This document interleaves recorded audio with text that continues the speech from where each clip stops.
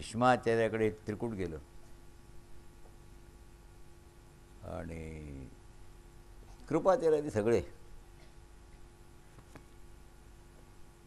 अर्जुनाबरोबर मी लढणार नाही, आम्हाला तर युद्ध मत्स्य नरेशाशी करायचं आहे की नाही, युद्ध कोणाबरोबर करायचं आहे. भीष्मवाच साधू पश्चानिम द्रोणानी कृपा. भीष्माचार्यांनी सांगितलं, दुर्योधना, अश्वत्थाम्याचा विचार बरोबर आहे. काय म्हणतो तो, अर्जुन आमचा शत्रू नाही, आम्ही अर्जुनाबरोबर लढणार नाही, आम्ही विराटाबरोबर लढू. आणि विराट तो समोर नाही आहे. अर्जुनाने आमचं काय वेगळं आहे, त्याचं आमचं शत्रुत्व का. मी नाही लढणार अर्जुनाबरोबर, तुम्ही लढा. मी युद्ध करीन ज्यावेळेला विराट किंवा त्याचे पुत्र मला दिसतील त्यांच्याबरोबर. आपण कशाला आलो आहे, ते विराटाचे काही हरण करायला. तो सोडवायला येईल, युद्ध त्याच्याबरोबर करा. अर्जुनाचं काही घेणं देणं नाही आहे.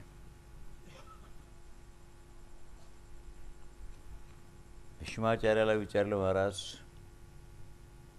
ह्यांच्या 13 वर्षाचं काय गणित आहे. भरतवंशात आचार्य कृप, द्रोण आणि अश्वत्थामा ह्या 2 शक्ती ब्रह्मबल आणि क्षात्रबलानं युक्त होत्या. ब्राह्मणत्वाच्या ठिकाणी कोण, कृपाचार्य, द्रोणाचार्य आणि द्रोण, पुष्प, अत्थत्सामा हे तिघही ब्राह्मण आहेत. पण ब्राह्मण असून 2 शक्तीने युक्त आहेत, ब्रह्मशक्ती आणि क्षात्रशक्ती. म्हणून त्यांच्यासमोर उभं नाही राहिलं. जमदग्नीनंदन परशुराम एकमेव व्यक्ती जे द्रोणाला पार करू शकतात. परशुरामाला सोडलं तर द्रोणावर विजय कोणीही मिळवू शकत नाही. ब्रह्मास्त्रम चैव वेदाश आचार्यपुत्र हा समता नायम. ब्रह्मास्त्र आणि वेद ह्या 2 वस्तू आचार्याजवळ आहेत. कोणत्याही व्यक्तीजवळ वेद आणि ब्रह्मास्त्र ह्या 2 गोष्टी नाही आहेत. परशुरामाजवळ आणि द्रोणाचार्याजवळ वेदही आहेत आणि ब्रह्मास्त्रही आहे. तरीही नीतिधर्माप्रमाणे आपण समोर अर्जुन येतील तर त्यांच्याबरोबर युद्ध करू. कारण दुर्योधन आपला रक्षित आहे. द्रोणाचार्यांनी सांगितलं, वनवासिंते दर्शेत चा धनम चालवेत ना. अर्जुन फार शहाणा आहे. अज्ञातवासाची अवधी प्रगट झाल्यापासून अर्जुन प्रगट झालेच नाहीत, प्रगट करणारच नाही स्वतःला. भीष्माचार्य म्हणतात, तरी तुम्हाला गणित येते काय. तेषाम कालातिरेकेन ज्योतिषाम व्यतिक्रमात पंचमे वर्षे 2 मास उपजायता. पक्ष आणि मास समयाचे घटक आहे. ते नक्षत्राच्या गणतीनं व्यतिक्रमणानं प्रत्येक 5व्या वर्षात अधिक मासाचे 2 महिने वाढतात. 32 महिने 16 दिवसानंतर. आता यांच्या 13 वर्षात किती अधिक मास झाले. पांडवाला 5 महिने 12 दिवस 13 वर्ष होऊन जास्त झाले आहेत. चांद्रवर्षांना गणना करता की सौरवर्षांना करता. चांद्रवर्ष 354 वर्षाचं असते आणि सौरवर्ष 365 दिवसाचं असते. 11 दिवसाचा फरक आहे की नाही. मग 11 5 55 प्रश्नच नाही. 5 महिने जास्त झालेले आहेत. तू हा भ्रम सोडून दे की हे 13 वर्षाच्या आत ओळखू आले, याचं कधी शक्यच नाही. तुम्ही समोर पाहता ना, युद्धोचित कर्तव्याचं पालन करा. अर्जुनाचा डोळा दुर्योधनाला शोधतो आहे, आपल्या कोणाकडे लक्ष नाही आहे त्याचं. आणि वैशंपायन वाच. विष्णू म्हणतात, आचार्यामध्ये श्रेष्ठ स्मात सुयतः. माझा एक काल तसं करा. जर दुर्योधनाचा सामना झाला ना अर्जुनाचा, तर दुर्योधन मेला. म्हणून अर्ध सैन्य घेऊन दुर्योधनाला परत पाठवा, पळा. आणि दुर्योधनापर्यंत अर्जुन पोहोचू नये म्हणून अर्ध्या सैन्यासहित आम्ही सगळे वीर अर्जुनाबरोबर लढतो.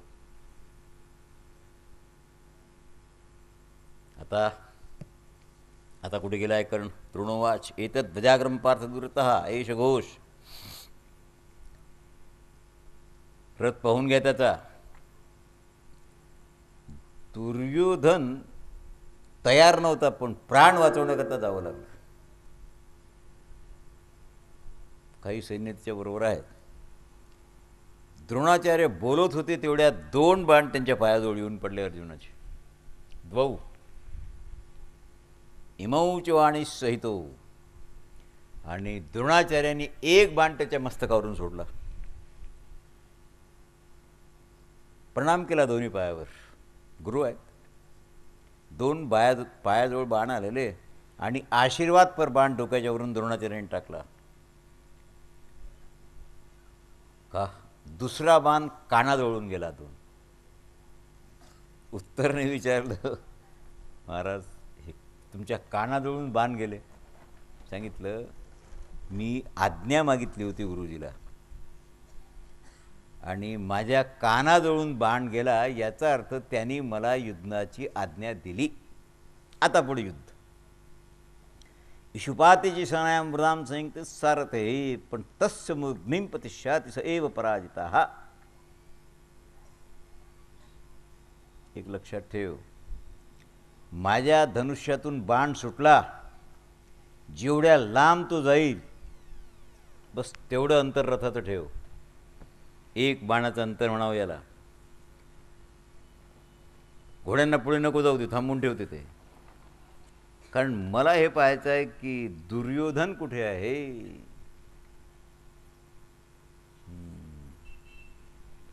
मग युद्धाचा आपण विचार करू.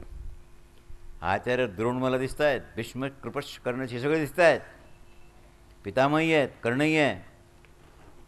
दुर्योधन दिसत नाही रे. वैशंपायन वाचिता निग्यम उच्च सरसम प्रयात श्वेतवाहने. कृपाचार्य अभिप्रायाला समजत होते.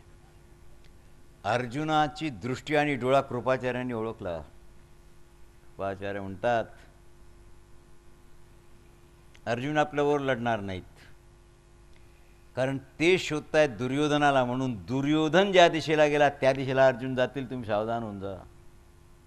यावेळेला ते क्रोधात आहेत.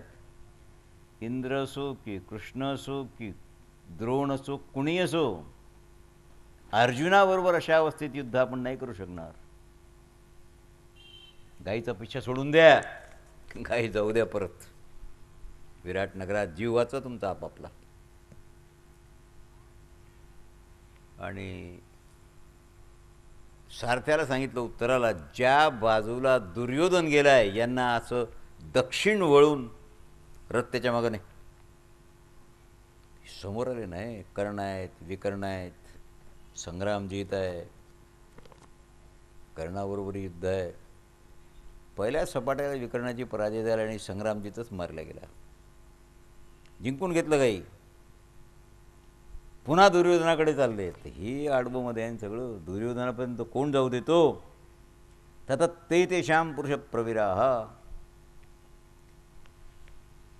घोर युद्ध आहे, कारण सगळे क्षत्रियच आहेत ना. काही मेले, काही घायाळ झाले, तर रणकंद नाही. ज्यांचा दम होता तेच अर्जुनासमोर होते, साधारण रथी नव्हते. श्रवणाच वास शेवट आहेत. एवढा संग्राम सुरू आहे. लाल रंगाच्या घोड्यानं जुंपलेल्या रथावर आहेत. कर्णाचा भाऊ होता संग्रामजीत. एकाच बाणात मारून टाकलं. म्हणून कर्ण युद्धाला आले. माझा भाऊ मारला, वाटच पाहत होते अर्जुन. दालकांत गोतांग आशुकारिता, म्हणजे शीघ्र बाण चालवण्याची कला एक प्रकारची. आता युद्धाचं काय वर्णन सांगावं. थोडक्यात तुम्ही कळून घ्या, जे जे दुर्योधनासमोर आले युद्धाला,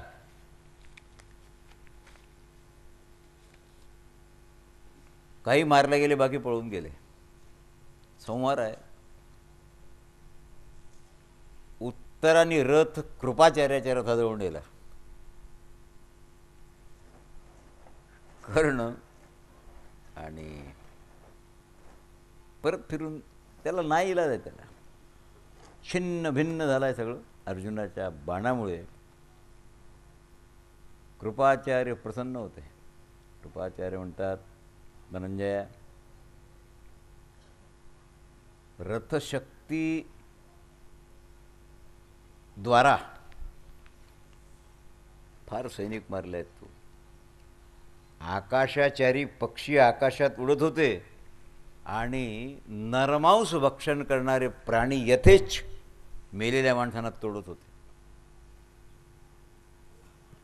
अर्जुनाचा रथ जेव्हा जवळ आला, सुकृतान शेकून काय करावं. अर्जुनाचा बाण कुठे अडतच नाही, इकडून शिरल्यावर मागून निघून जातो. हत्ती असो की अश्व असो की कुणी असो, औषधीनाम शिरसैव क्रमशः कापणं सुरू आहे. तर मी तुम्हाला 2 श्लोकात सांगून टाकतोय, न चिघळू देत. सतुद्रोणम त्रिसप्तया क्षणात्मां समर्पणम दुस्सह दशवीर रथैव च दुःशासनम द्वादशाभि कृपशारद्वा त्रिशि भीष्मं शतं पृष्ठा राजानं शतेन कर्णंच कर्णिनाम करणे व्यात. अर्जुनाने द्रोणाचार्यावर 73 बाण टाकले, दुस्सहावर 10, अश्वत्थाम्यावर 8, दुःशासनावर 12 आणि कृपाचार्यावर 3 आणि भीष्माचार्यावर 60 बाण टाकले आणि दुर्योधनावर 100 क्षुरप टाकले. बाण नाही टाकले. ते बाणच असतात, पण त्याला असा आट असतो, ते आत गेले की बाहेर निघतच नाहीत. आणि कर्णावर एकच बाण टाकला, कर्णी नावाचा. एका वेळेला एवढ्या योद्ध्याबरोबर युद्ध. अर्जुनाने सांगितलं, ज्याचे लाल घोडे आहेत ना, ते व्याघ्रांबर नेसलेले आहेत, ते कृपाचार्य आहेत. अश्वत्थाम्याचे मामा आहेत ते. आणि ज्यांच्या ध्वजेवर सुवर्णमय कमंडलू चित्रित केलेलं आहे ना, ते आचार्य द्रोण आहेत. सदाम ममयो मान्यतु सुप्रसन्नम. सगळ्यांना माननीय आहेत ते, मीच नाही सगळेच. त्यांच्या रथाची प्रदक्षिणा कर. सरळ युद्ध नाही करता येत, त्यांना मान द्यावं लागेल. म्हणून आपण मंदिरात जशी प्रदक्षिणा करतो, माझे गुरु आहेत, त्यांच्या रथाची प्रदक्षिणा कर आणि त्यांना आदर द्यावा लागेल. तू घाबरू नको, हा सनातन धर्म आहे. कारण कधी गुरुबरोबर युद्ध करण्याचा प्रसंग आला तरी त्याला सन्मान देऊनच युद्ध करावं लागेल. हा क्षात्र धर्म आहे.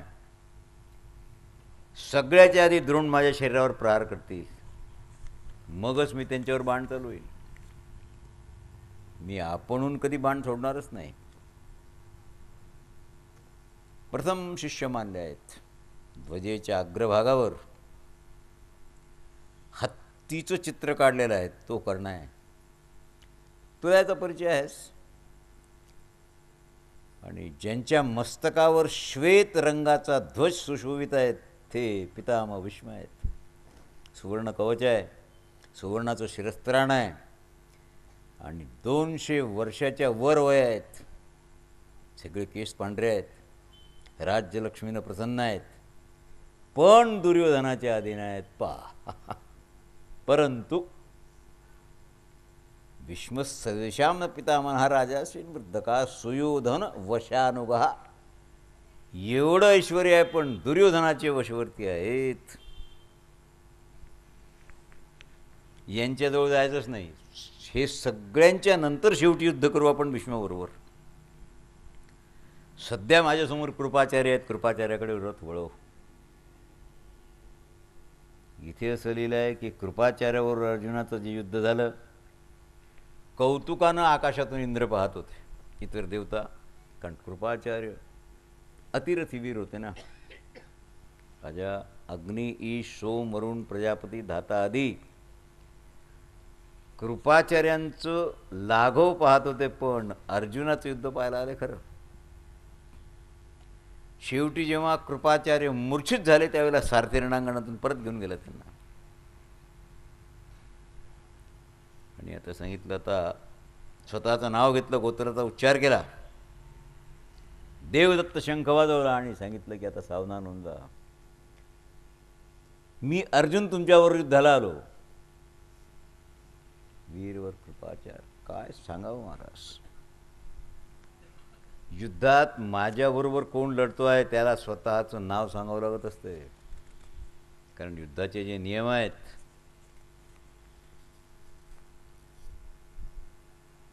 नवविधित्ती प्रबरो, बाणाचा आघात सहन नाही झाला, मूर्छित झाले, हातातले दस्ताने निघून गेले, कवच छिन्नभिन्न झालं, पण शरीराला इजा नाही झाली. अर्जुनाने इजा शरीराला नाही केली. आणि मग द्रोणाचार्य, आता इथे नाईलाज आहे काही त्याला. कृपाचार्यानंतर समोर द्रोणाचार्य उभे आहेत. अर्जुन तीव्र युद्ध करत नाही आहेत. द्रोणाचार्यांनी नगाऱ्याच्या आवाजासारखा शंख वाजवला. लाल अश्व होते, हंसाप्रमाणे अश्व आहेत, फार महती आहे त्यांची. अर्जुनाने द्रोणाचार्याच्या रथाला रथ भिडवता असा लावून दिला. आणि अपहितो स्मेवान मास प्रकृतींची कर्षवा गुरुजी नाहर स्वामी कर्तुम सदा दुर्जय. तुम्ही दुर्जय वीर आहात, मी तुम्हाला जिंकू शकणार नाही. तुमच्यावर विजय मिळवणं सर्वथा कठीण आहे, पण माझी विनंती आहे तुम्ही माझ्यावर क्रोध करू नये. ना इलाज झाला म्हणून मी तुमच्यासमोर युद्धाला आलो. आणि माझी विनंती आहे तुम्ही पहिला बाण माझ्यावर टाका, मला युद्ध नाही करता येणार. मी गुरुवर बाण टाकणारा नीच नाही. तुम्ही माझ्यावर बाण टाकाल तेव्हाच मला तुमच्यावर लढता येईल.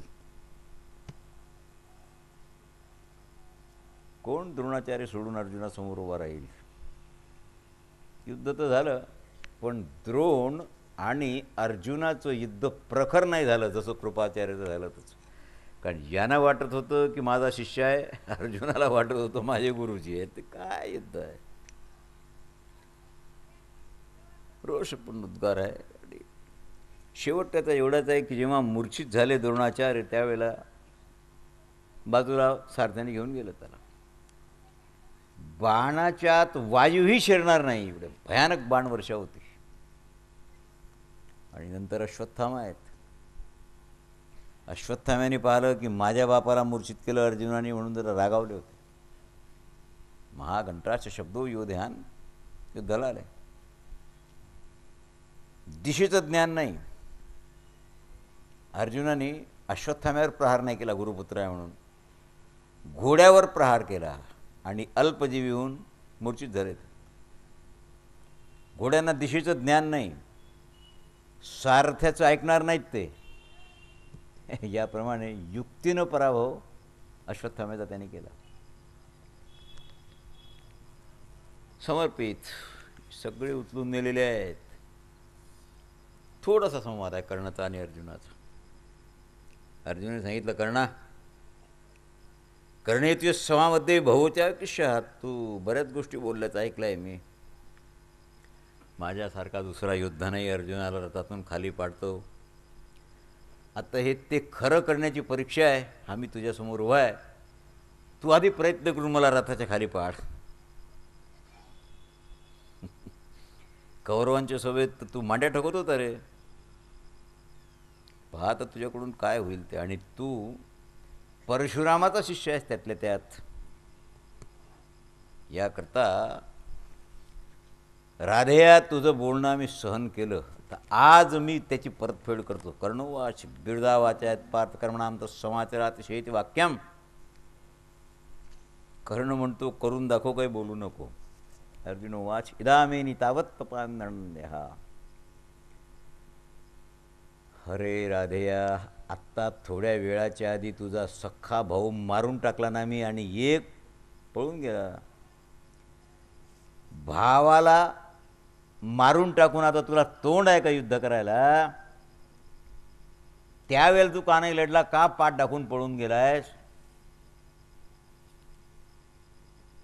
आणि पहिला बाण त्याच्या छातीवर टाकला अर्जुनाने.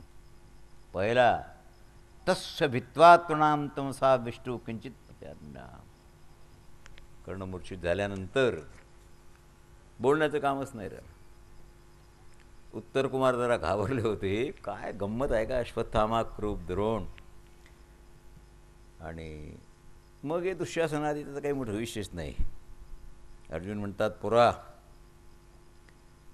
हे सगळे घायाळ आहेत, यातलं मेला एकही नाही. आणि मी पाहून आलो की तू घोड्यांना सांभाळू नाही शकून राहिला बरोबर. त्याने सांगितलं, महाराज माझा जीव घाबरून राहिला आहे, जीव स्वस्थ चित्त नाही माझं, घोड्यावर काबू कसा करू. ही दिव्यास्त्राच्या प्रभावानं मला घबराट निर्माण झाली आणि घाम आलाय मला वाटतं मी मूर्छित होईल. सिंहनादश्च शूराणाम गजानाम, काय काय ध्वनी आहेत का काय. माझी श्रवणशक्ती काम करत नाही, स्मरणशक्तीही गेली. अर्जुन होते ते, त्याला दोन्ही भुजेत भरून हृदयाला लावलं, सांगितलं भिवू नको, माझी शक्ती तुझ्यात देतो, घबराट सोडून दे. क्षत्रियाची संतान आहेस तू, क्षत्रिय घाबरत असतात काय. थोडी समजूत घातल्यानंतर तयार झालं आणि मग दिव्यास्त्राचा आरंभ केला. ज्याप्रमाणे वीज चमकते की नाही, सगळे शूर एका वेळेला. मी आधी जे प्रयोग केले ते आता करतो, तो सावध होऊन पहा आणि स्थिर रहा. हिरण्यपूर नगरात जो प्रयोग मी केला तो आता करतो. दुःशासन, विकर्ण, भीमशेवती एका वेळेला सगळे आले. काय दुःशासनाला काय वेळ लागणार आहे, विकर्ण असो कुणी असो, 5-5, 3-3 बाणं सगळं संपवलं. आणि संकुल युद्ध आहे, सगळे योद्धे चारी बाजूनं आहेत अर्जुनाच्या आणि मध्ये एकटे अर्जुन आहे. संकुल युद्ध सगळे त्याचे सगळे द्रोण, भीष्म, कृप काय असतील, संकुल युद्ध आहे. जसं अभिमन्यूला घेरलं, 6 अतिरथी वीरांनी मारून टाकलं, त्याप्रमाणे अर्जुनाला घेरलेलं आहे. रथ चालू शकत नव्हता, अर्जुनाच्या बाणाने जी माणसं मेली, रथ त्यांच्या शरीरावरूनच चालत होता, जमिनीवरून नाहीच. भयानक पराक्रमी अर्जुन, अवृद्धो पार्थो क्रोधाग्निम.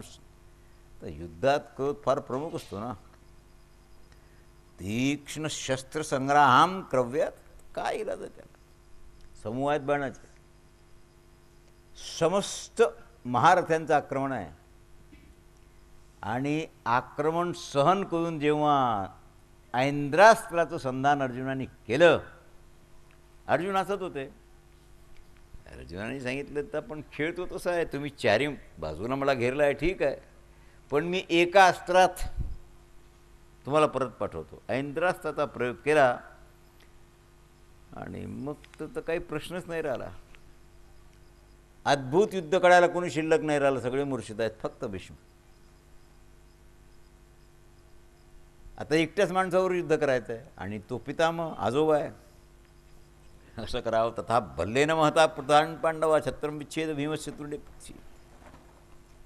भीष्माचार्यांचं छत्र कापून टाकलं, ते पृथ्वीवर पडलं. पार्श्वरक्षक, दक्षिण वाम चक्ररक्षक मारून टाकले आणि सारथ्याचा जीव नाही घेतला, पण त्याला घायल केलं. ततोहु ध्वजम चैवास्त्रकं. ते महान दिव्यास्त्र प्रगट केल्यानंतर जे जे बाण भीष्म टाकत होते कापून टाकत होते अर्जुन. धन्य आहे, धन्य आहे. काय म्हणतात भीष्म, धन्य आहे अर्जुना,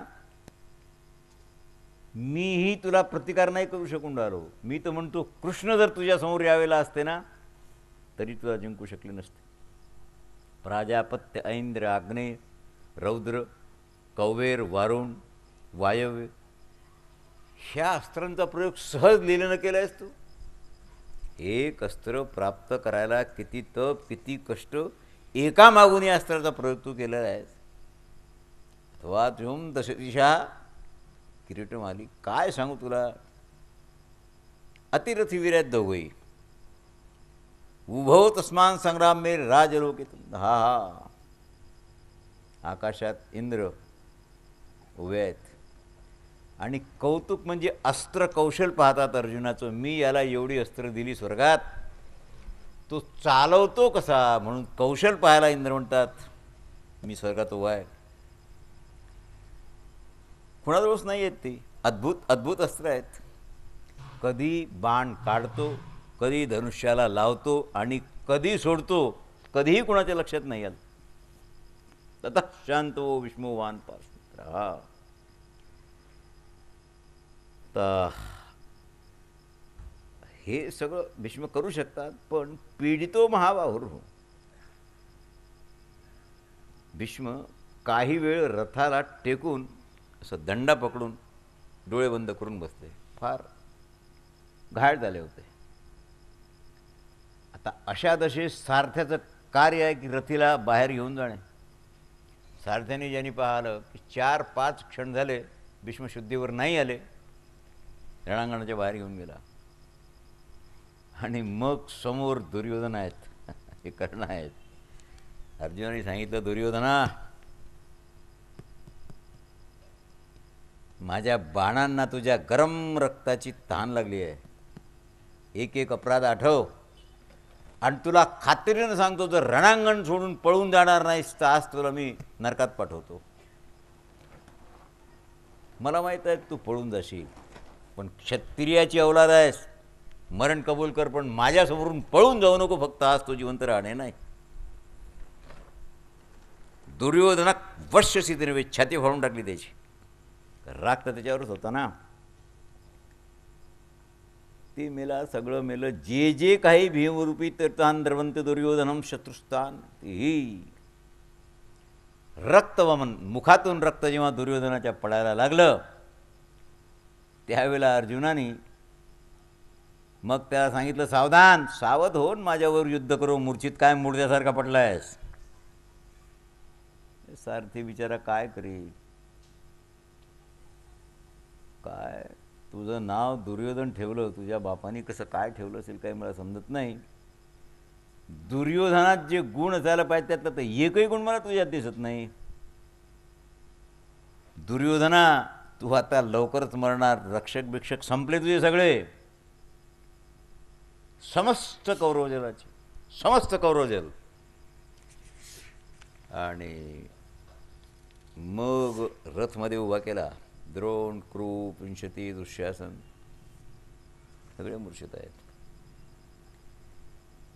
शंखाच्या आवाजाने शेवटी मोहनास्त्र प्रकट केलं, मोहित केलं सगळ्यांना. सगळे मूर्छित आहेत. आता मूर्छित अवस्था सगळ्यांची, पण मेला एकही नाही. उत्तर राजपुत्राला सांगितलं, आठवते तुझ्या बहिणीनं काय सांगितलं होतं आपण युद्धाला निघालो तेव्हा? कौरव वीरांची रंगीत वस्त्र माझ्या बाहुल्याकरता घेऊन ये. हे सगळे मूर्छित पडलेले आहेत. मी तुम्ही नाही बरं, भीष्मही मूर्छित आहेत. पण भीष्माचार्यांनी मूर्छिताचं ढोंग केलेलं आहे. म्हातारा सावध आहे. त्याच्या बाजूला धनुष्यही पडला आहे, बाणही आहे. जर त्याच्या बाणाच्या लांबीच्या आत जाशील मरून जाशील. मूर्छित समजून त्यांच्याकडे जाऊ नको, द्रोणाजवळ जाऊ नको आणि कृपाचार्याजवळ जाऊ नको. इतर जे आहेत त्यांच्या शरीरावरची ती मुर्द्याप्रमाणे पडल्या आहेत. वस्त्र घेऊन रंगीत बिंगीत काय असेल ते. कारण या अस्त्राचं निवारण करण्याची विजी एकटे भीष्म जाणतात. खबरदार त्याच्याजवळ जाशील तर मरून जाशील. बाणाचं अंतर ठेव आणि पटकन कपडे घेऊन ये, माझा रथ उभा आहे. काय महाराज, तुझ्या एक तर रथ आहे. तथ्या यंत्यानुपुरुषम, सावध होते भीष्माचार्य. आणि हे जेव्हा त्यांनी पाहिलं तेव्हा तशाही अवस्थेत एक बाण मारला. 10 बाण एकूण त्यांनी मारले. आणि म्हणून बस सारथ्यापर्यंत तिला चालला त्यांचा. आता का तम भवान युक्तो हो सत्याम भवेत. ते थोडंसं पुढचं आपल्याला पाहायचं आहे. त्याच्याकरता थोडं आवर्त घ्यावं लागेल आपल्याला. हे हा गंमत आहे महाराज. आता कसं करशील रे. आपलं काम संपलं. इथे शुद्धीवर माझ्याबरोबर युद्ध करायला एकही सावध नाही, सगळे मूर्छित आहेत. आता काय करतो वरून, चल रथ फिरव मागं. आणि काही कौरव सैनिक जंगलात लपलेले होते. की भीत भीत अर्जुनाला शरण आले. त्याने सांगितलं, पार्था रक्षा, मी आमचं रक्षण करा. शरण आलेला नाही मारत मी, जातो मी परत. आणि उत्तर राजकुमाराला सांगितलं, आता रथाचं कसं करतो. पहिल्यांदा तर तू सेवकाच्या हाती निरोप पाठव राजधानीत तुझ्या बापाला, उत्तर राजपुत्रांनी विजय प्राप्त केला आणि सगळ्या कौरवांना पराभूत केलं. त्याने सांगितलं, महाराज तो खोटं आहे रे, मी सांगतो हे काम कर, खरं खोटं उद्या सकाळी पाहू. तुझा सत्कार होईल, हार घातले जातील, कारण जे सत्काराला अयोग्य आहेत त्यांचे सत्कार निश्चित होतातच. तेव्हा तुझा सत्कार केला जाईल. कधी कधी सत्काराकरता 10-20 हजार रुपये खर्च करावे लागतात. किंवा तुम्ही पेपरला द्या आणि आमचा सत्कार करा आणि 20,000 रुपये आमच्याजवळून द्या, असं होते. आता नाही होतं, पण पूर्वी होत होतं कुठे कुठे. काय प्रकार असेल महाराज. उत्तर राजपुत्रांनी निरोप पाठवला राजधानीत.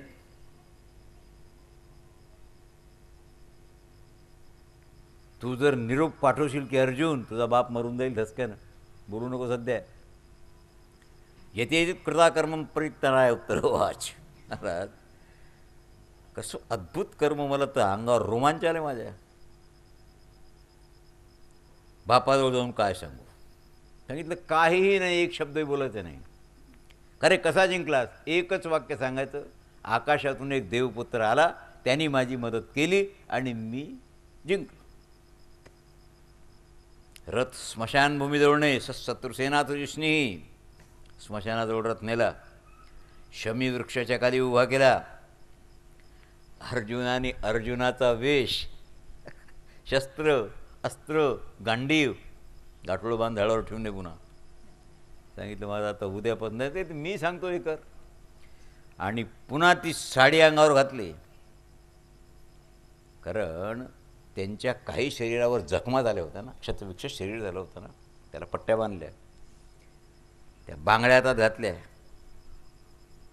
महावानराचा ध्वज गेला आकाशात आणि साधा सिंहनाद. रथ कोणाचा आहे आता, उत्तर राजपुत्राचा रथ.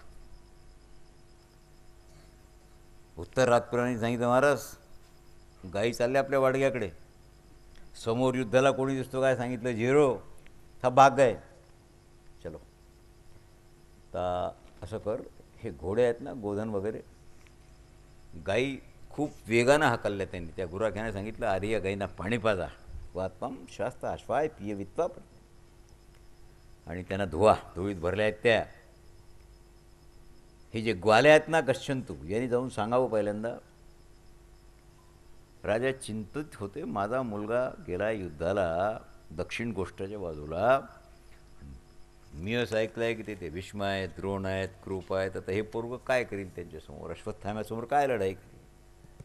आणि तेही त्या हिजड्याला घेऊन गेला आहे सारथी म्हणून बृहन्नडेला. तोंड पाहून आले का तर सकाळी, कसं काय करावं. चिंतित होते. आणि गोपाल गुराखेर ही चिंता करत होते, हिजडा सारथी आहे माझा पोरगा कसा जिंकेल. युधिष्ठिराने सांगितलं, राजन बृहन्नळा ज्याचा सारथी आहे ना, विश्वास ठेवा त्याला इंद्रही पराभूत करू शकणार नाही, तुझा पुत्र जिंकेल.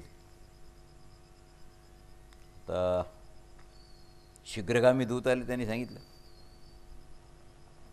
उत्तर राजपुत्र विजयी झाले, नगारे वाजवा, नगर शृंगारा वगैरे वगैरे. युधिष्ठिर म्हणतात, बरं झालं. पुन्हा दुसऱ्यांदा बोलला, जितास्य देवराज, अरे बृहन्नळा सारथी असल्यावर इंद्रही जिंकू शकणार नाही, बृहन्नळीची समानता कुणीच नाही करणार. काय महाराज, माणसाला पुत्राची स्तुती आवडते, पण पुत्राची स्तुती कुणाला सहन झाली नाही आणि तो जर विरुद्ध बोलला तर राग येईल माणसाला. आता विराटाला काय माहीत की युधिष्ठिर आहेत, त्यांनी तो फासा चौसर खेळण्याचा उचलला आणि मस्तकात मारला धर्मराजाच्या. रक्त गळणं सुरू झालं. द्रौपदी बाजूला उभी होती सैरंध्रीच्या विषयात, सुवर्णाचं पात्र आणलं आणि रक्त घेतलं, जमिनीवर रक्त नाही पडू दिलं. बृहन्नळवाच. वैशंपायन म्हणतात, काय बोलली ती? बृहन्नळीने सांगितलं, बृहन्नळ नाही, सैरंत्री द्रौपदी उभी होती. तिनं पात्रात रक्त घेतलं आणि सेवकांना आज्ञा दिली,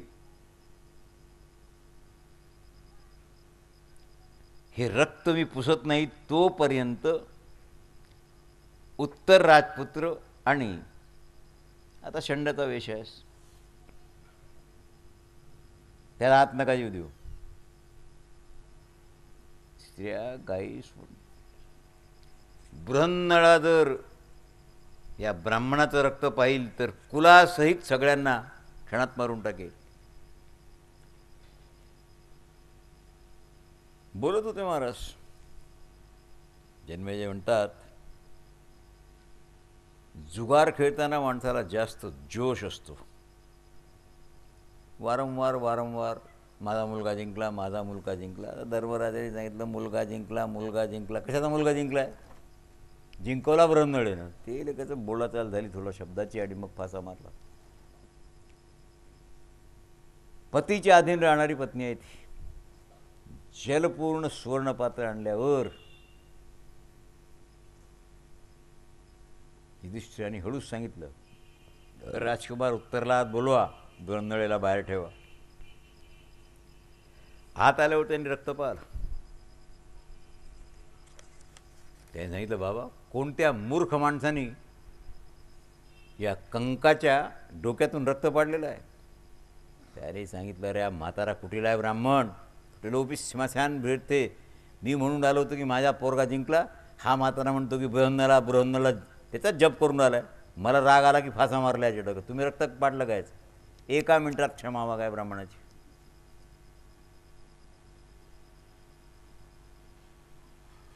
ब्राह्मण आहे म्हणून क्षमा मागा, बाकीचं उद्या बोलून क्षमा मागा. क्षमा मागितली.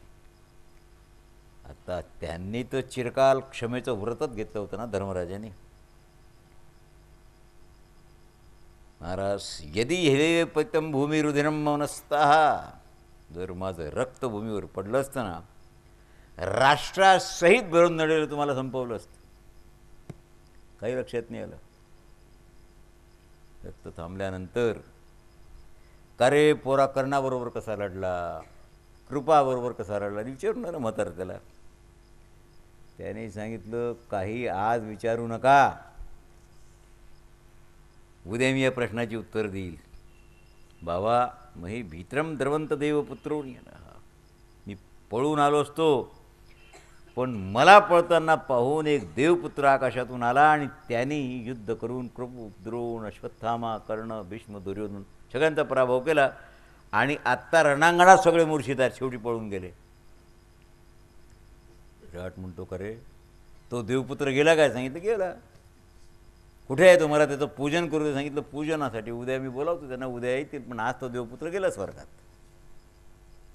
बंधाळू अर्जन आहेत आणि शिष्य होती त्यांची उत्तरं. सांगितलं, पोरी तू कपडे सांगितले होते ना, हे गे गाठोळं भरून कपडे आणले आहेत, त्या भुलायाचे शिव की तुझे शिव.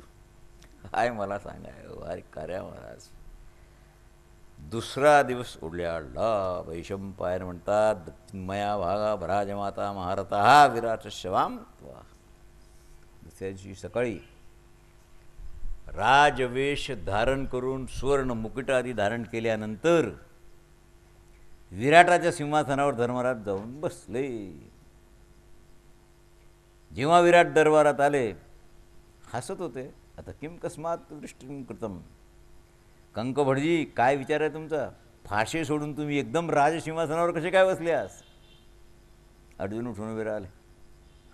अर्जुन म्हणतात, इंद्रस्यादम राजान्यातो दुर्मते ब्राह्मणिषत स्वामी शशिलोद्दृढता. राजन, तुमच्या सिंहासनाची तर गोष्टच काय, पण इंद्रही अर्ध्या सिंहासनावर यांना जागा देईल. हे ब्राह्मण भक्त आहेत, शस्त्राचे विज्ञान आहेत, ज्ञानी आहेत, सगळंच आहे. हे कोण आहेत मी तुम्हाला सांगू काय? धर्मराज युधिष्ठिर आहेत आणि दीर्घदर्शी हे महर्षी याप्रमाणे पूज्य आहेत, राजर्षी आहेत, धैर्यवान आहेत, चतुर आहेत, सत्यवादी आहेत आणि जितेंद्रिय आहेत. कुरुवंशात सर्वश्रेष्ठ पुरुष धर्मराज युधिष्ठिर कुणाम धर्मराजो युधिष्ठिरा हा सूर्योदयानंतर ज्याप्रमाणे प्रकाशित भूमी होती त्याप्रमाणे यांचा प्रकाश तिन्ही लोकात. आणि मग विचारलं कसं काय. 800 सूत मागताचे गुण ज्यांचं गातात नाही तर तेच आहेत. विराटवास विराटाने विचारलं महाराज मला परिचय तर द्या.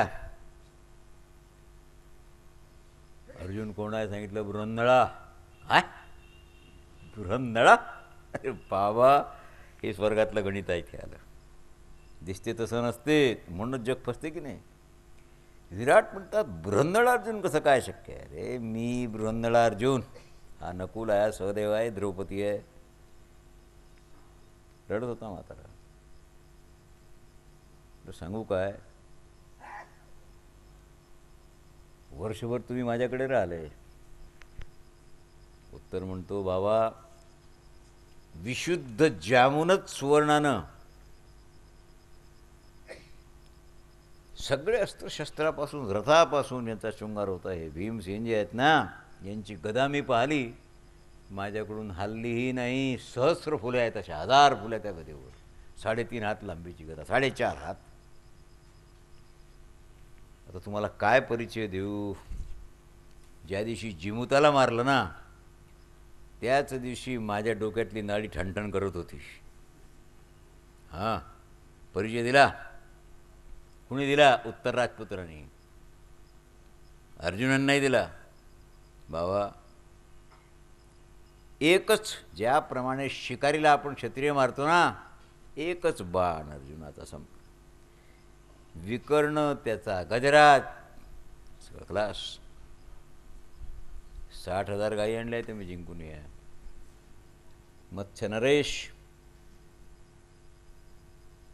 युधिष्ठिराचे अपराधी होते. त्यांनी सांगितलं पोरा पांडवांना कसं तरी करून प्रसन्न करून घे. कोणत्या उपायानं प्रसन्न करशील. क्षमा मागा. विराटांनी क्षमा मागितली. सगळं झालं.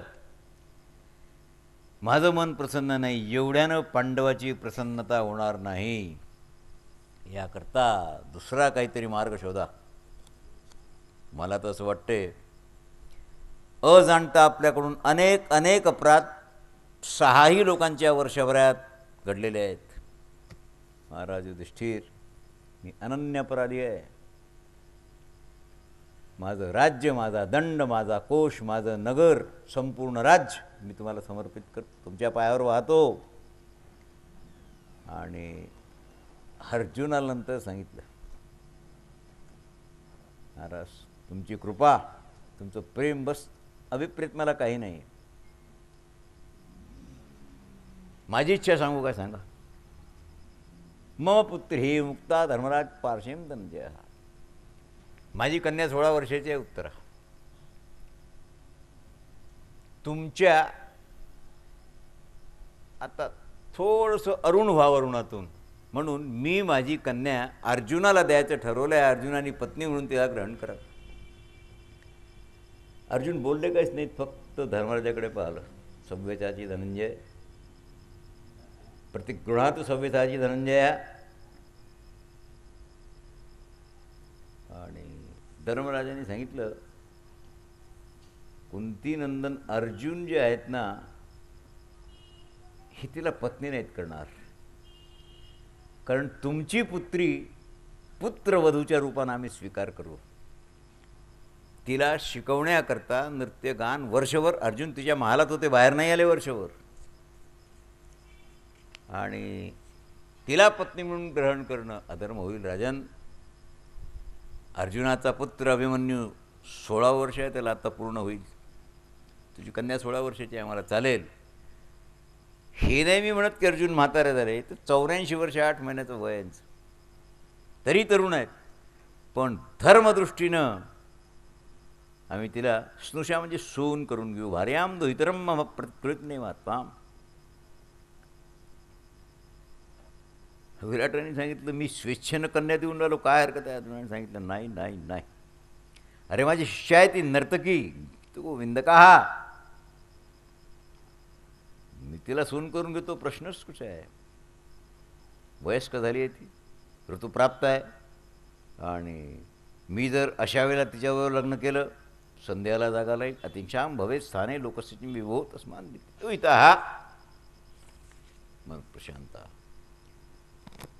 आणि चक्रधारी श्रीकृष्ण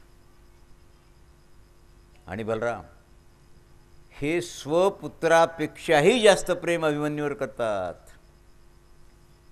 सगळ्या प्रकारची अस्त्र शस्त्र विद्या त्याला शिकवल्या गेली, म्हणून मी त्याचं नाव अभिमन्यू ठेवलेलं आहे. हा तुमचा जावई होण्याला योग्य आहे. धर्माचा विचार करा आणि कन्यादान करून टाका. झालं. अभिमन्यू तू विवत्स कर्म करत नाही. दशार्य वंशात हा संबंध बरा आहे. काशीराजस्य शैवस्य प्राण्यावी दृष्टीरे. काशीराज आणि शैब्य दोघात कोण जास्त प्रेम करतो असं होतं. कळलं का तुम्हाला? काशीराज आणि शैब्य दोन्ही देश, आणि दोन्हीही देशांचे राजे एक एक अक्षौहिणी सेना घेऊन उपलव्य नगरात आले. आता काय प्रश्न थोडासा हसण्यासारखा आहे. ह्या दोघांचं आमच्यावर प्रेम आहे, पण दोघांपैकी जास्त प्रेम पांडवावर कोण करतो हा निर्णय आम्ही आजपर्यंत घेऊ शकलो नाही. शिखंडी आले आहेत, द्रौपदीचे 5 पुत्री आहेत, दुर्घर्षवीर दृष्टद्युम्न आहेत, यज्ञांत स्नान त्याने केलेलं आहे, अग्नीतून ज्यांचं प्रागट्य आहे, दादा आहेत, हृदिक पुत्र कृतवर्मा आहेत, विविधान, आणि भगवंताच्या इच्छेप्रमाणे सगळंच आले. माता आहे, सुभद्रा आहे, सगळेच आलेले आहे. 1 वर्षपर्यंत द्वारकेश ज्यांनी निवास केला होता ते इंद्रसेन सारथी आले. कारण अज्ञातवासाच्या वेळेला इंद्रसेनाला द्वारकेला पाठवलं होतं ना. देव जेव्हा आले वृष्णिवंश शिरोपणी भगवान वासुदेव त्यावेळेला 10,000 हत्तीसोबत घेऊन आले, 20,000 घोडे आणले. वासुदेव बहादूर, दशसहस्र रथ आणि 1,00,000 पायदन सेवा घेऊन आले होते. पूर्ण ऐश्वर्याने युक्त द्वारकेहून भगवान आले होते. मत्स्य आणि पार्थ देव म्हणतात, हे मत्स्यांचं कुल विराटांचं आणि पांडवांचं कुल यांच्यात हा जो संबंध झाला हा माझ्या मते सुवर्णाला सुगंध लागलेला आहे. अलंकृत उत्तरा. कारण खला आहे थोडासा विचार. सालंकृत कन्यादान म्हणाव्याला. प्रत्येक गृहीतां पार्थ पुरस्कृतस्य जनार्दनं विवाहं कारयामास सौभद्रस्य महात्मनः. साक्ष कुणाची आहे? द्वे जनागवशे मुखे प्रसाद बहुचन तदा सम्यकः. प्रज्वलित अग्नीत हवन केल्यानंतर सप्तपदीनंतर विरजा होम सप्तपदी 4 विधी असतात विवाहाचे. आणि सप्तपदीनंतर ज्यावेळेला वाम भागाला पत्नी येऊन बसते, आता लग्न पूर्ण झालं. काय दिलं तुम्ही? यानं सांगितलं, महाराज राज्यतम बलम कोशमे, राज्यच त्यांचं आहे, पण तरीही वरपक्षाला मी 7,000 अश्व देतो, 200 हत्ती देतो आणि 10 रथावर वाहून नेता येईल एवढं सुवर्ण आणि हिरे माणकं वगैरे सगळे दिले आहेत. आणि मी स्वतःला पांडवाच्या सेवात अर्पण करतो. मी त्यांचा दास. तर देवाला सांगितलं, तू हे कडं कसं काय घेऊन आला? देवाने सांगितलं, अरे वा, हा माझा भाचा आहे, अभिमन्यू माझा भाचा आहे की नाही. भाच्याच्या लग्नात मामाला आहेर करावं लागेल की नाही, शांतानाम करावं लागेल की नाही. सांगितलं मी आहेर घेऊन आलो. आणि बलरामदादाने आणायला लावलं आहे, कारण बलरामदादा अभिमन्यूला समोर बसवले असून जेवत नाहीत, तर त्यांना संतती नाही. या भाच्यावर एकमेव व्यक्तीवर त्यांची प्रीती, सगळं प्रेम. आम्ही आपलं साधं निघालो, कारण आमचे भक्त वारकरी फटिंग, देव म्हणतात आम्ही फटिंग. दादाने सांगितलं कुठे चाललायस, मी यादी देतो ते सगळं घे. एवढं विराट डील काय, विराट विराटाचं पाहिजे. आपल्याला अभिमन्यूच्या लग्नात मामकोळ असल्यामुळे एवढं त्याला द्यावंच लागेल, म्हणून देवाने सांगितलं बा मी एवढं धन घेऊन आलो.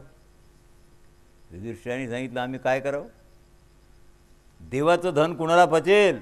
अरे मी माणूस आहे तुमचा, आते भाऊ मामे भाऊ सांगितलं, हे मला सांगू नको, माझ्या दृष्टीत तू देव आहेस.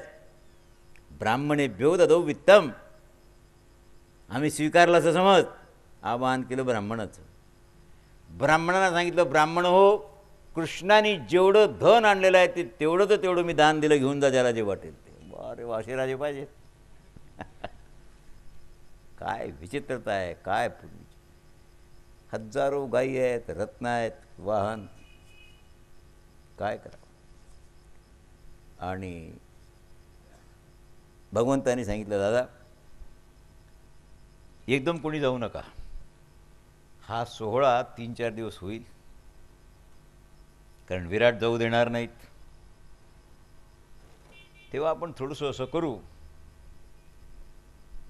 पुढच्या कार्याचं चिंतन करू. काय करायचं आहे.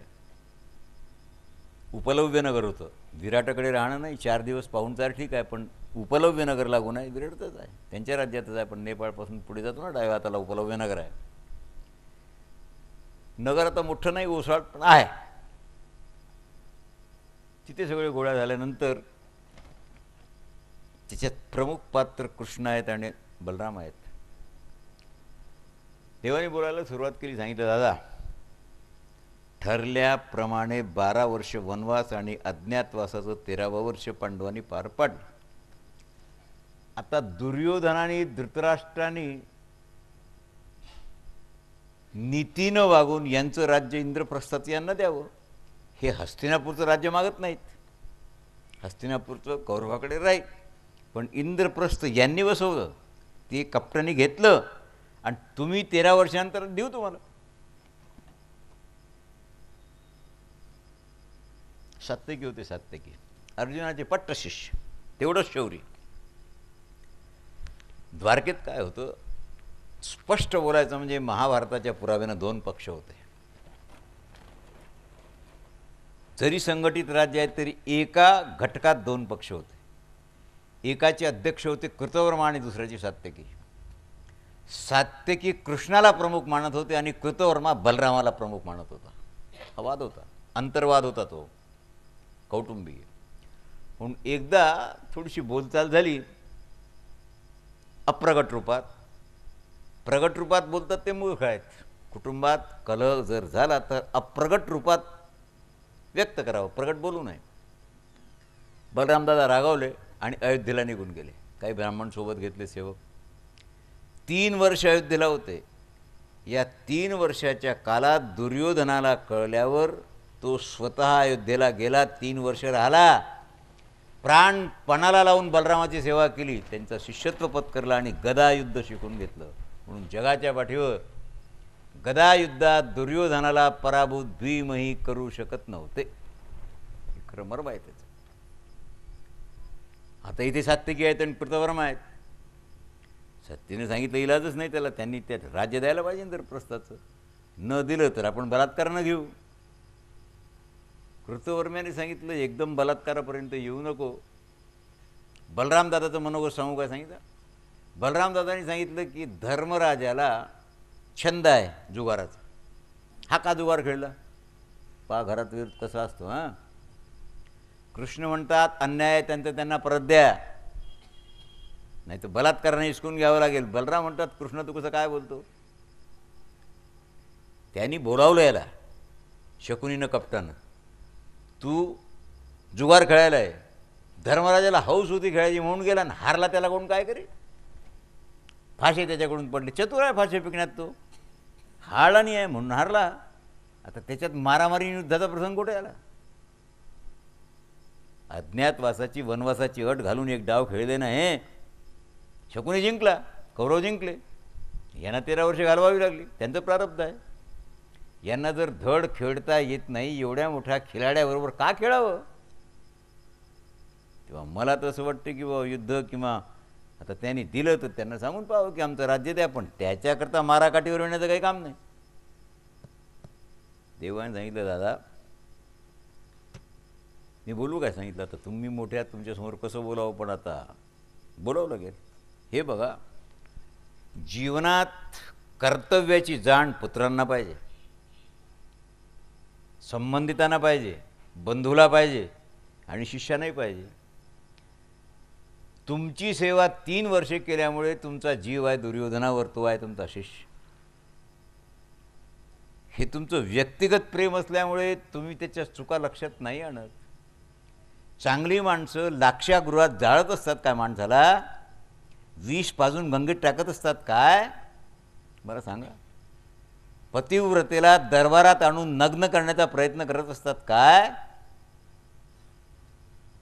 दादानी सांगितलं, कृष्णा तू नाहीतरी त्याचा विरोधच करतो, मी आपलं जातो, लग्न आवरलं ना, तुम्ही तुमचा विचार करा, मला तुमच्या सभेत युद्ध कबूल नाही. देवाने सांगितलं, आम्हाला कुठे युद्ध कबूल आहे. ह्या द्रुपदांचा जो पुरोहित आहे, अति विद्वान बुद्धिमान माणूस आहे, त्याला आपण उद्या पाठवू, धृतराष्ट्राकडे पाठवू. आंधळ्या हे असं आहे, शिष्टही थोडीशी ब्राह्मण सांगेल किंवा तुम्ही त्यांचं राज्य त्यांना परत द्या, हे मी सांगायला आलो. तो आल्यानंतर मग पाहू पुढे काय करायचं.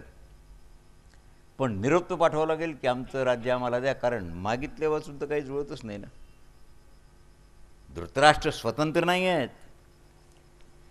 आपण सगळ्यांनी सांगितल्यानंतर धृतराष्ट्र इंद्रप्रस्थाचं राज्य नक्की देतील, पण दुर्योधन आडवाईल, दुःशासन आडवाईल, शकुनी आडवाईल आणि कर्ण आडवाईल. ही चांडाळ चौकडी, इट इज गँग ऑफ 4, हे नाही देऊ देणार. मग त्याच्याकरता तर काही उपाय करावा लागेल. अरे धृतराष्ट्र राजा आहे, त्याच्यांना ऐकावं लागेल. सांगितलं नाही, मूर्ख पुत्राच्या अधीन झालेला राजा आहे तो. तो आंधळा म्हणजे तसा ब्लाइंड नाही आहे, चर्मचक्षुचं आंधळ पण वेगळं, पण याचा नीतीचाही डोळा फुटलेला आहे आणि धर्माचाही. तसा नाही फुटला, शहाणा आहे, पण पुत्रमोहामुळे अनेक चुका पुत्राच्या आहेत, तरी तो मनावर घेत नाही.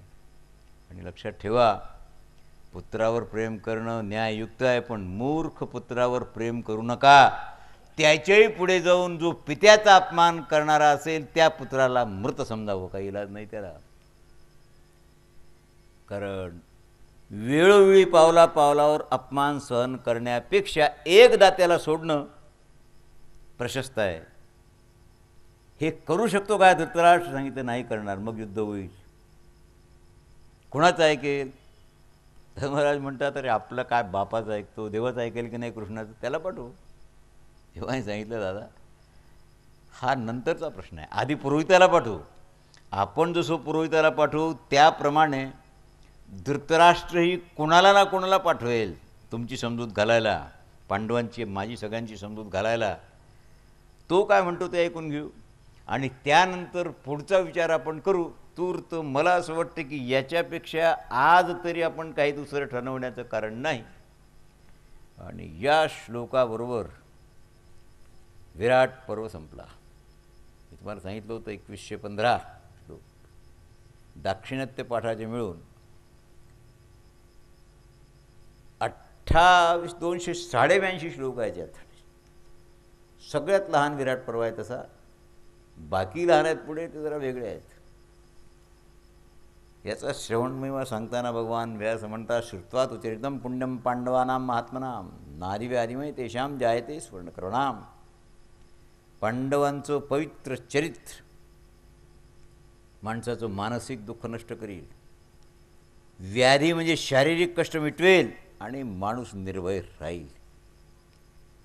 दुर्गतीतून उद्धार पांडवांचा झाला, त्याप्रमाणे जी व्यक्ती जे कुटुंब दुर्गतीत असेल याचा पाठ केल्यावर दुर्गतीतून तो बाहेर येईल. पवित्र अर्जुनाचं चरित्र याच्यात आहे, जे पापाला नष्ट करेल. पाप नष्ट झाल्यावर सगळंच मिळेल. आणि राष्ट्रात जर अतिवृष्टी अवृष्टी असेल तर ब्राह्मणाकडून विराट पर्वाचा पाठ जर केला तर निश्चित रूपानं त्याचा परिणाम होईल, वियोग नाही होणार. वैभवानुसार जे असेल ते ब्राह्मणाला तृप्त करावं भोजनादीने. आणि याचा अर्थ इथे असा आहे की वक्ता प्रसन्न असला तर वक्तव्य चांगलं होतं. श्रोतांनी त्यांना भोजन घालावं, दान दक्षिणा द्यावी, ह्याचा अर्थ मी तुम्हाला समजावून सांगतो.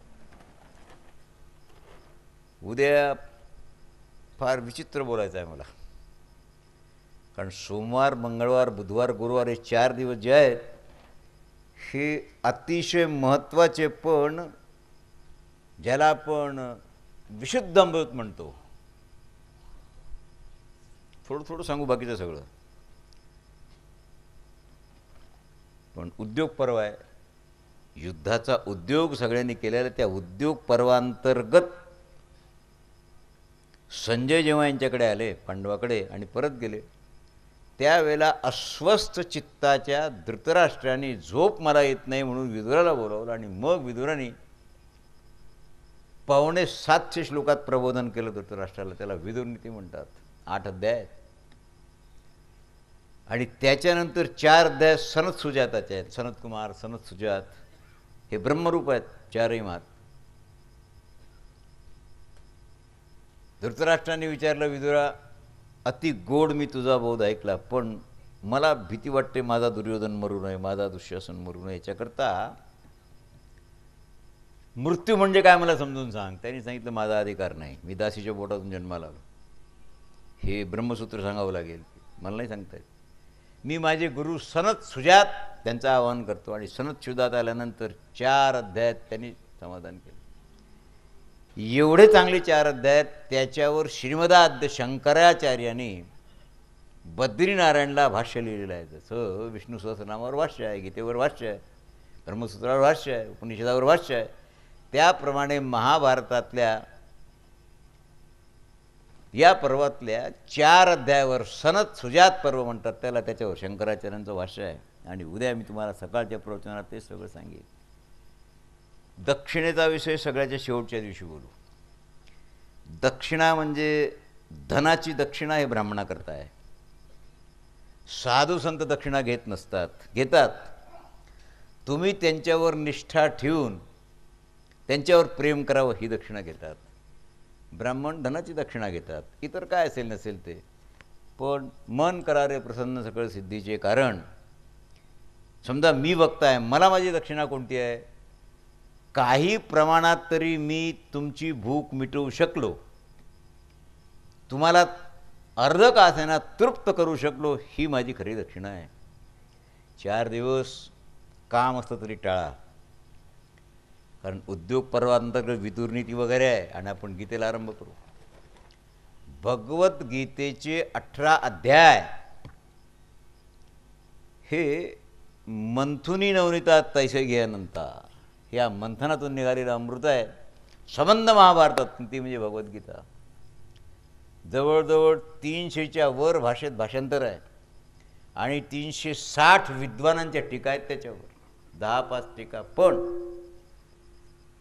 जोपर्यंत ज्ञानेश्वरी निर्माण झाली नव्हती तोपर्यंत कोणी वाचत नव्हतं.